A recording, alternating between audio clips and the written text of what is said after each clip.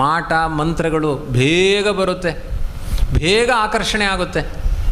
ಒಂದು ಸಣ್ಣ ತೈಲಗಳನ್ನು ತೆಗೆದುಕೊಂಡು ಬೆಂಗಳೂರು ಮೈಸೂರಿನಲ್ಲಿ ಆರಂಭ ಆಗಿದೆ.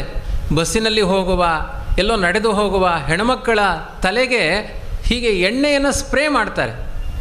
10 ನಿಮಿಷಕ್ಕೆ ಅವರ ಹಿಂದೆ ಆ ಹುಡುಗಿ ಹೊರಟೋಗ್ತಾಳೆ. ಎಂಥ ಭಯಂಕರ!